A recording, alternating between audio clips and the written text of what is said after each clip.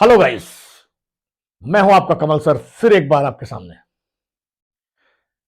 लेकिन आज आप सारी कॉपी और पेन लेके बैठे हैं। आप नोट करिए, आज बहुत ही इंपॉर्टेंट और बहुत ही चौंकाने वाले कुछ टिप्स आपको दूंगा मैं। 3 टिप्स लेके आया हूं आपके लिए और ये तीनों टिप्स बहुत काम के हैं। आपको मैं आगे भी देता रहूंगा टिप्स, लेकिन अभी क्योंकि वीडियो लंबा हो जाएगा इसलिए मैं आपको कुछ इंपॉर्टेंट टिप्स दे रहा हूं। 3 टिप्स।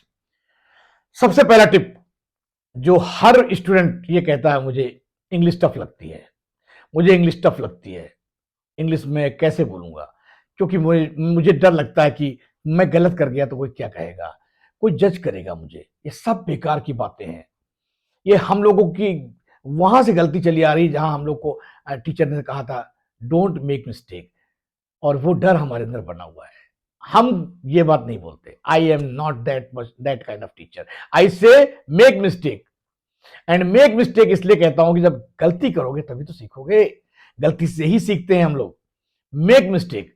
ओके, सो आज के बाद से आप ये नहीं बोलेंगे इंग्लिश टफ है। क्यों? उसका रीजन बताता हूं आपको।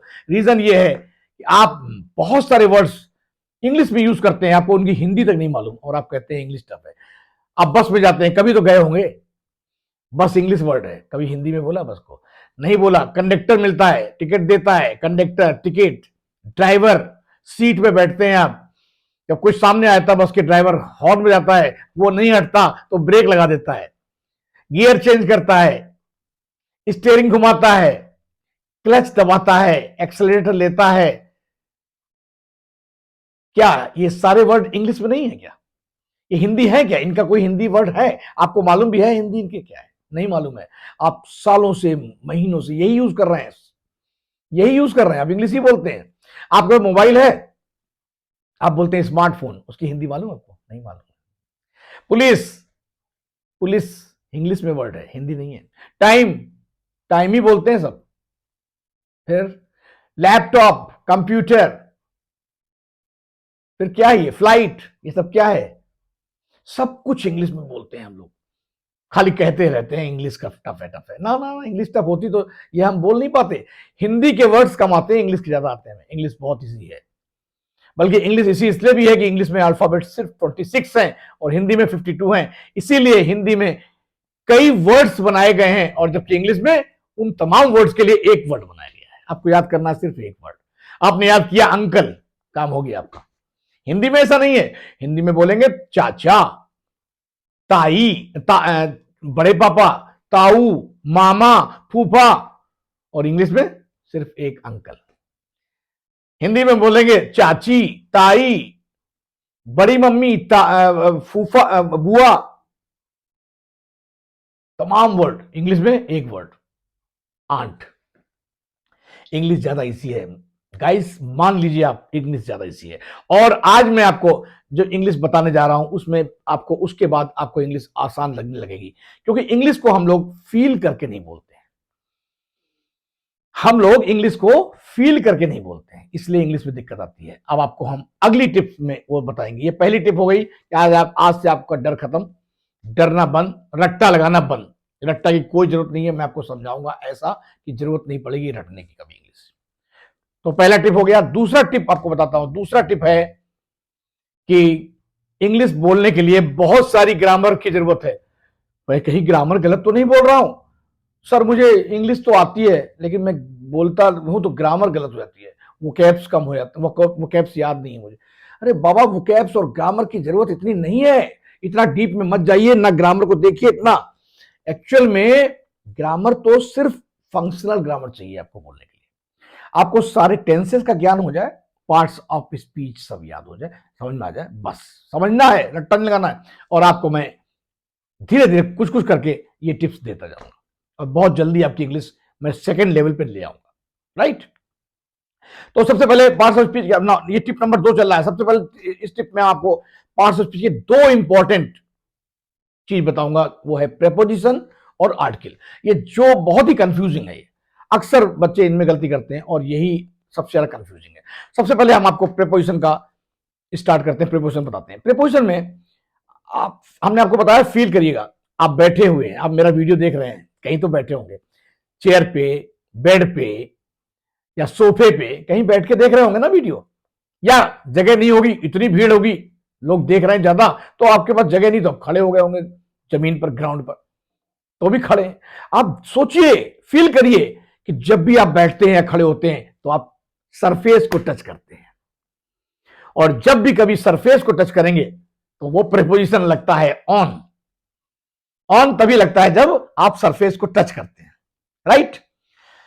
तो याद रखिए, जब भी आप कभी कहीं बैठे होंगे, खड़े होंगे, सब जगह आपको लगाना है on. I am sitting in the room, I am making videos in the room, on the chair, I am sitting on the chair, I am sitting on the bed, you are sitting on the sofa, right? Like this, actually you can easily understand and relate, you can feel also. So feeling से लाइए English को भी feelings, जैसे हम हिंदी में हम बोलते हैं इमली, तो तुरंत मुंह में पानी है, किसी कई लोग आ जाता है, हम बोलते हैं जलेबी, किसी लोग को बहुत अच्छा लगती है तो पानी आ जाता है, तो फील करते हैं हम उस वर्ड्स को, और इंग्लिश में हम फील नहीं करते, इसीलिए हमको इंग्लिश थोड़ी बोरिंग लगती है, ऐसा नहीं है, ठीक है। ऑन समझ में आ गया। जब सरफेस को टच करेंगे कभी भी हम लोग तो ऑन बोलेंगे। अब आ जाइए, ऑन माने भी ऊपर होता है, अबव माने भी ऊपर होता है, ओवर माने भी ऊपर होता है, तीनों में फर्क बताता हूं आपको, तीनों बड़े इंपॉर्टेंट प्रीपोजिशन है, कंफ्यूजिंग। ओवर कब लगता है? जब टच नहीं करता, सरफेस को टच नहीं करता। The kite is flying over the tree, यहां काइट जो है उड़ रही है पेड़ के ऊपर, लेकिन पेड़ को टच नहीं कर रही, राइट। तो और वहां लगेगा जहां टच नहीं करते, राइट। ऑन वहां लगेगा जहां टच करते हैं सरफेस को, और अबव वहां लगेगा जहां ओवर से भी बहुत ऊपर, जब हमारे सरफेस से बहुत ऊपर की बात होगी। जैसे aeroplane is flying above the clouds, above the clouds means clouds के भी बहुत ऊपर, एरोप्लेन बहुत ऊपर उड़ता है, तो जब बहुत ऊपर की बात बतानी होगी तब आप लोग उसको अबव लगाएंगे, राइट। 3 प्रोपोजिशन क्लियर कर दिया आपको, ऑन, ओवर, अबव। अब आइए दूसरा कंफ्यूजिंग प्रोपोजिशन, अंडर और बिलो। अंडर माने भी नीचे और बिलो माने भी नीचे। क्या फर्क है? फर्क यह है, जब अंडर बोलना होगा, इसका मतलब जो वस्तु या व्यक्ति होगा उसके बीच में गैप होगा, डिस्टेंस होगा और स्पेस होगा, एयर हो गया। जैसे cat is sitting under a table, cat is sitting under the table, table और कैट के बीच में गैप आया। Sita is sitting under the tree, under the tree, tree के नीचे बैठी है सीता, बीच में गैप आया, स्पेस आया। ऐसे जहां भी आपको देखने को मिलेगा वहां अंडर यूज करिए नीचे के लिए, राइट। अब आइए बिलो। बिलो यूज वहां करते हैं जहां सॉलिड होता है, वहां कोई एयर नहीं। जैसे I have pain below my knee, I have pain below my knee, मेरे नी यानी घुटने के नीचे दर्द है, नीचे यहां भी है लेकिन यहां पर सॉलिड है, यहां कोई एयर गैप नहीं बीच में, राइट। सो बिलो और अंडर आ गया। अब आइए बिटवीन और अमंग। बिटवीन दो के लिए लगता है, distribute the sweets between Ram and Sita, right. दो लोग हैं, राम और सीता, तो बिटवीन लग गया। The sweets were divided among 24 students, sweets मिठाई बांटी गई 24 बच्चों के बीच में। यहां पे बच्चे ज्यादा हैं, 24 स्टूडेंट्स हैं, तो अमंग लग गया, राइट, क्लियर। अब आइए इन और इनटू, दोनों का मतलब में होता है, इन माने भी में और इनटू माने भी में। इन तब यूज होता है जब हम स्थिर अवस्था को दर्शाते हैं, जब हम स्थिरता को दिखाते हैं, और जब मूवमेंट होगा तो इनटू लग जाएगा, सिंपल सी बात है। तो I am sitting in the room, I am sitting in the room, right. And और दूसरा example, he is sitting in the room, students are studying in the class, right. तो ये सब बैठे लोग हैं, रुके रुके, लेकिन he jumped into the water, he jumped into the river. यहां क्या हो रहा है? यहां मूवमेंट हो रहा है, जंप में मूवमेंट हो रहा है। जब कभी मूवमेंट होगा तो इनटू लगेगा, क्या लगेगा? इनटू लगेगा। यहां तक कि अगर कोई भागता हुआ कमरे में आएगा तो वहां भी लगेगा। He came running into the room, he came running into the room, वो कमरे में भागता हुआ आया, यहां पे इनटू लगेगा, राइट। तो इन और इनटू क्लियर हो गया। अब आइए आपको मैं दूसरा प्रोपोजिशन बताता हूं जो कि बहुत इंपॉर्टेंट है और बहुत ही कंफ्यूजिंग है। ट्रांसपोर्ट, जब हम ट्रांसपोर्ट में चलते हैं, किसी बस में, ट्रेन में, एरोप्लेन में, तो या कार टैक्सी में, तो वहां क्या लगता है? आज आपको बताता हूं। वहां पे इन और ऑन लगता है, लेकिन कहां पे ऑन लगता है, कहां पे इन लगता है, वो बताने जा रहा हूं। ऑन वहां लगता है जहां हम उस व्हीकल के अंदर, उस ट्रांसपोर्ट के अंदर मूवमेंट कर सकते हैं, चल फिर सकते हैं, जैसे बस, ट्रेन, एरोप्लेन। तो इनमें हमको क्या बोलना होगा? I am on the train, I am on the aeroplane, I am on the bus, right. और जहां मूवमेंट नहीं हो सकता वहां पे ऑन नहीं लगेगा, इन लगेगा। जैसे कार में हम लोग चल फिर नहीं सकते, तो बोलेंगे I am in the taxi, in the car, I am in the car और I am in the taxi, right. In और ऑन का यूज ट्रांसपोर्ट के लिए अलग है। तो आपको बताया हमने आज, ये भी एक नया चीज। अब आइए दोस्तों गाइड्स, अब आपको मैं, आप एक बार ध्यान रखिएगा, सब कुछ नोट करिएगा कॉपी पेन लेके, और लाइक जरूर करिएगा। पिछली बार लाइक कम थे, कंजूसी मत करिएगा, क्योंकि आपको नई नई ऐसी चीज बताऊंगा कि आपको लगना चाहिए, और कमेंट्स में जरूर लिखिएगा कि कुछ नया लगा कि नहीं लगा, राइट। अब आपको बताता हूं, इंग्लिश को मैं साइंस की तरह पढ़ाऊंगा। साइंस मैथ्स में क्या होता है, हम लोग प्रूव करते हैं, इंग्लिश में रट्टा लगाते हैं, लेकिन आज के बाद से नहीं, इंग्लिश को रट्टा की तरह नहीं पढ़ेंगे, फील करिए और पढ़िए। अब हम आते हैं प्रीपोजिशन आपके लिए खास खास हो गए। अब आप आर्टिकल पे आते हैं। आर्टिकल 3 होते हैं, ए, एन और द। ए, एन और द। सबसे ज्यादा कंफ्यूजिंग आर्टिकल एन होता है। सब बच्चों की एक प्रॉब्लम है कि सर एन समझ नहीं आता। क्यों नहीं आता? क्योंकि हमको बचपन में ठीक से नहीं बताया गया था, उसको एक्सप्लेन नहीं किया गया था। और क्या गलती हुई है, वो गलती आज आपको बताता हूं मैं। हमको यह सिखाया गया था कि जो वर्ड्स वॉवल से शुरू होते हैं उनके पहले एन लगता है। वॉवल कौन से होते हैं? ए, ई, आई, ओ, यू, 5 वॉवल्स होते हैं, राइट। तो हमको ये सिखाया गया था, लेकिन ये कॉन्सेप्ट गलत है। वॉवल से शुरू होने से नहीं मतलब होता है, इसका मतलब होता है वॉवल साउंड से। और वॉवल साउंड और वॉवल टोटली डिफरेंट है, राइट। वॉवल साउंड क्या होते हैं गाइस, आपको बताता हूं आज मैं। जो हिंदी में आपने स्वर पढ़े थे ना, अ, आ, इ, उ, ए, ओ, औ, ये है वॉवल साउंड। यानी ये साउंड जब कभी भी वर्ड्स में निकलेंगे तो आपको एन लगाना पड़ेगा। Example, MLA, MP, MA, FIR, SHO. देखिए ये वर्ड सारे शुरू हो रहे हैं कॉन्सोनेंट से, लेकिन साउंड कौन सा आ रहा है? वॉवल का। ए, एमए, एमएलए, एमपी, एफआईआर, ए आ रहा है, एसएचओ, सब में ए आ रहा है। तो ए आपको पता है वॉवल साउंड में आता है, आ, इ, उ में आता है ए, इसलिए यहां पे एन लगेगा, right. Clear. Number 2, European, union, useful. इनमें सब में ये सब वर्ड्स यू से शुरू हो रहे हैं। ये सब वर्ड यू से शुरू हो रहे हैं। कौन कौन से वर्ड? यूरोपियन, यूनियन, यूनिफॉर्म, ये सब वर्ड्स यू से शुरू हो रहे हैं, लेकिन इसके पहले एन नहीं आएगा। क्यों? क्योंकि साउंड वॉवल का नहीं आ रहा है, कॉन्सोनेंट का आ रहा है। या कॉन्सोनेंट होता है, या हमारे उस वॉवल साउंड में नहीं आ रहा है, तो इसलिए या की वजह से यहां पे ए लगेगा। क्लियर।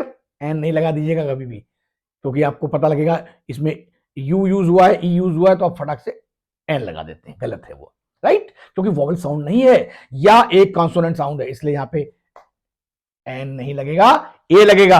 अगला बहुत इंपॉर्टेंट, अगला वाला है ऑनर, ऑनेस्ट, ओवर, ऑनरेबल।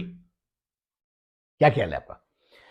ये सब वर्ड्स एच से शुरू होते हैं। एच एक कॉन्सोनेंट है, लेकिन साउंड सब में वॉवल का आ रहा है।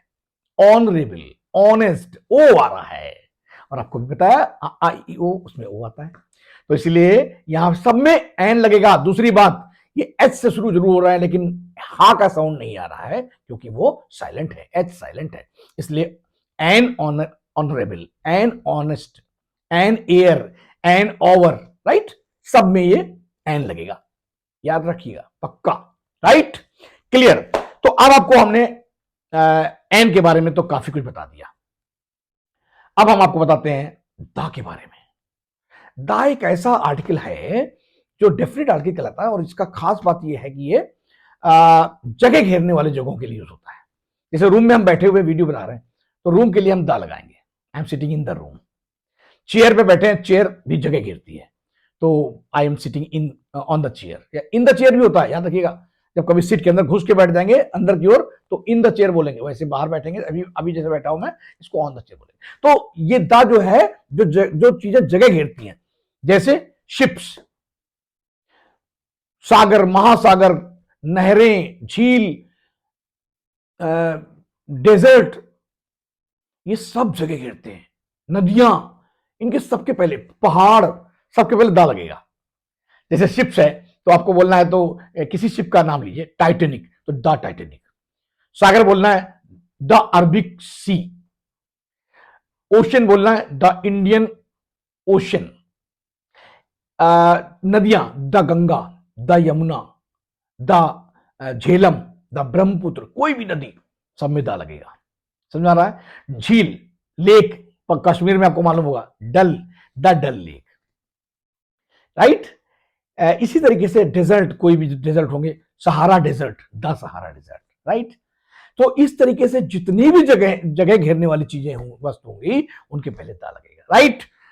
क्लियर हो गया? और ए के बारे में कुछ जरूरत है नहीं बताने की, क्योंकि जो कॉन्सोनेंट साउंड से स्टार्ट होंगे वो सब ए लगेंगे, जैसे गर्ल, बॉय, चेयर, टेबल, इनके पहले ए लगेगा, राइट। तो और याद रखिएगा, आर्टिकल हमेशा जो ए और एन है ये सिंगुलर नाउन के साथ लगते हैं। याद रखिएगा, सिंगुलर नाउन। आपको अगली क्लास में वीडियो में बताऊंगा नाउन के बारे में, और ऐसे ही और भी चीजें बताऊंगा। तो सिंगुलर नाउन को याद रखिएगा। तो आपको आर्टिकल खत्म हो गया। अब आपको हमने क्या क्या बता दिया? Preposition article. ये बहुत इंपॉर्टेंट टिप है हमारा, टिप नंबर 2। अब आइए टिप नंबर 3। टिप नंबर 3 है बहुत ही इंपॉर्टेंट, वो सबसे ज्यादा इंपॉर्टेंट है। वो ये है कि नोट्स बनाना शुरू करिए। आप लोगों की सबसे मिस्टेक क्या है, या पढ़ने जाते हैं कहीं भी या हमारा वीडियो भी देख रहे होंगे तो आप नोट्स नहीं बनाते। लेकिन अब हमको एक फायदा दिख रहा है, क्या? आप वीडियो देख के वीडियो को पॉज कर सकते हैं और वहां नोट्स बना सकते हैं। नोट्स जरूर बनाइए, जो भी अच्छी अच्छी चीजें पता लगे उनको नोट्स बनाइए, क्योंकि जो टीचर पढ़ाते हैं वो पूरा कोर्स पढ़ाते हैं, पूरे कोर्स को पढ़ाते हैं। कोई महंगी से महंगी किताब ले आइए, अच्छे से अच्छे राइटर किताब ले आइए, लेकिन आप पूरी किताबें एग्जाम टाइम में रिवाइज नहीं कर सकते। जब एग्जाम आता है तो यही हमारे नोट्स काम आते हैं। इसलिए हमारे अपने सेल्फ नोट्स दुनिया की सबसे अच्छी किताब है। इसलिए सेल्फ नोट्स बनाइए, अपने नोट्स बनाइए और एग्जाम टाइम में उन्हीं को रिवाइज करिए। ये बहुत इंपॉर्टेंट टिप है, आपको बता रहा हूं मैं, ये तीसरी टिप है। और अब हम समाप्त करते हैं इन्हीं 3 टिप्स के साथ में। आपको ये ध्यान रखना पड़ेगा। पहली टिप, आज के बाद से इंग्लिश से डरना बंद। एक मोटिवेशन लाइए, एक विचार लाइए कि इंग्लिश सबसे सरल लैंग्वेज, और रियली है। वो खाली हमारे को बताया गया है, हमारे मन में एक माइंडसेट बना दिया गया है कि इंग्लिश टफ है। टफ नहीं है, इंग्लिश बहुत सरल है। और इसलिए नहीं कह रहा हूं कि मैं टीचर हूं, आपको पढ़ाता हूं, नहीं, सवाल ही नहीं उठता। मेरे जितने भी बच्चे हैं, चाहे वो ऑनलाइन हो, ऑफलाइन हो, चाहे वो बीए ऑनर्स के बच्चे हो, चाहे वो कॉम्पिटिटिव एग्जाम्स के बच्चे हो, वो जब मेरे क्लास में आते हैं तो ये सोच के आते हैं मैं मौज करने जा रहा है। और नहीं विश्वास है, जो मेरे बच्चे देख रहे होंगे वो ये बात रिलेट कर लेंगे कि मेरे क्लास में पढ़ाई टेंशन से नहीं होती, स्ट्रेस से नहीं होती है, हंस के होती है, मजाक से होती है। और इसीलिए मैं उस सब्जेक्ट को सिंपल बना देता हूं। सबसे इंपॉर्टेंट बात यही है कि आप सब्जेक्ट को पढ़ाते कैसे। सब्जेक्ट को इंटरेस्टिंग बनाइए तो बच्चे बोर नहीं होते, राइट। तो पहला टिप होगा कि आप आज के बाद से इंग्लिश को टफ नहीं बोलेंगे, सबसे सरल लैंग्वेज है। हिंदी टफ बोल सकते हैं, इंग्लिश को मत बोलिए, राइट। नंबर 2, टिप नंबर 2, अभी अभी आपको हमने बताया, क्या? नोट्स जरूर बनाने हैं। नोट्स जरूर बनाने हैं। आज के बाद से आप लोग नोट्स बनाएंगे, मेरे वीडियोस देखिए, नोट्स बनाइए और तैयारी करिए। 3 महीने में गारंटी देता हूं, 3 महीने में फ्लुएंट इंग्लिश बोलेंगे आप, क्योंकि मैं वो तरीके बताऊंगा। मैं पूरी ग्रामर पढ़ाने की जरूरत नहीं है। इंग्लिश बोलने के लिए फंक्शनल ग्रामर की जरूरत है, सिर्फ functional grammar, tenses, parts of speech, this is functional और सिंपल।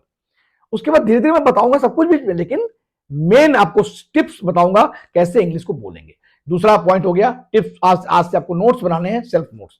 तीसरा पॉइंट, फील करके पढ़िए। इंग्लिश को बोरिंग मत समझिए, इंग्लिश को साइंस की तरह पढ़िए। मैं साइंस की तरह पढ़ाऊंगा, हर एक चीज के रूल्स बताऊंगा और समझा दूंगा आपको। जैसे एक बात का ध्यान रखिएगा, अभी बहुत जरूरी है, कल को आप बोलेंगे सर ने नहीं बताया। इंग्लिश को रिजिड तरीके से मत पढ़िएगा, इंग्लिश रिजिड नहीं है। इंग्लिश में ऑप्शन एक्सेप्शन है, अपवाद है। कई जगह पे ऐसा हुआ, जब हमने आपको रूल बताया कि द जो जगह घेरता वहां द लगाते, लेकिन कहीं कहीं पे नहीं लगता। उन वर्ड्स को आपको याद कर लेना होगा, खत्म। कुछ रूल्स के अगेंस्ट जो जाते हैं उनको याद कर लो, थोड़े सी चीज होती है, ज्यादातर चीज रूल्स में मैं कवर कर दूंगा, राइट। तो ये तीनों बातें आप मेरे ध्यान रखेंगे और वीडियो अगर अच्छा लगा हो तो लाइक करने में कंजूसी क्यों करते हो भाई? पिछली बार भी बहुत कंजूसी किया। खूब लाइक करिए और शेयर करिए ताकि जो आप सीख रहे हैं वो दूसरे भी सीखें, और इंग्लिश को ऐसा फैला दीजिए कि बिल्कुल हाहाकार मचा दीजिए कि सबसे सिंपल लैंग्वेज लेके आए हैं इंग्लिश कमल सर। आज के बाद से आप मुझे फॉलो कर सकते हैं इंस्टाग्राम पे भी, यूट्यूब पे भी। मेरा इंस्टाग्राम आईडी है कमल सर 45, KAMAL कमल SIR सर 45। ये मेरा इंस्टाग्राम आईडी है, इंस्टाग्राम आईडी। और यूट्यूब आईडी है हमारा कमल प्रकाश सर, वहां बीच में स्पेस देना है, KAMAL स्पेस PRAKASH प्रकाश स्पेस SIR सर। यूट्यूब पे भी आप फॉलो कर सकते हैं, इंस्टाग्राम पे फॉलो कर सकते हैं। और ये उम्मीद के साथ मैं आपके आज छोड़ रहा हूं आपको कि मैं अगली बार फिर टिप्स लाऊंगा, और ऐसी ऐसी टिप्स लाऊंगा जो कंफ्यूजन पैदा करती हैं, जो इंग्लिश को टफ बनाती हैं। अभी बिल्कुल सरल कर दूंगा इंग्लिश में, और मैं आपको इंग्लिश पूरी सिखा के छोड़ूंगा, चिंता ना करिए आप। तो इसी बात के लिए फिर से एक बार लाइक, शेयर और सब्सक्राइब। सब्सक्राइब क्यों कहता हूं? तो जब भी मेरा वीडियो बनेगा आपको उसका नोटिफिकेशन जाएगा, आप हर वीडियो देख पाएंगे, कोई मिस नहीं करेंगे। बिल्कुल प्रैक्टिकल तरीके से पढ़ाऊंगा मैं, रटाऊंगा नहीं। भूल जाना आज से रट्टा वट्टा सब, बिल्कुल साइंस की तरह पढ़ाऊंगा। जैसे वहां प्रूफ करते हैं ना, x² = 4 तो x = +-2, राइट? ऐसे पढ़ाऊंगा, राइट? तो अगले वीडियो तक वेट करिए, and thanks for watching my video, and wait for the next video. Thank you very much.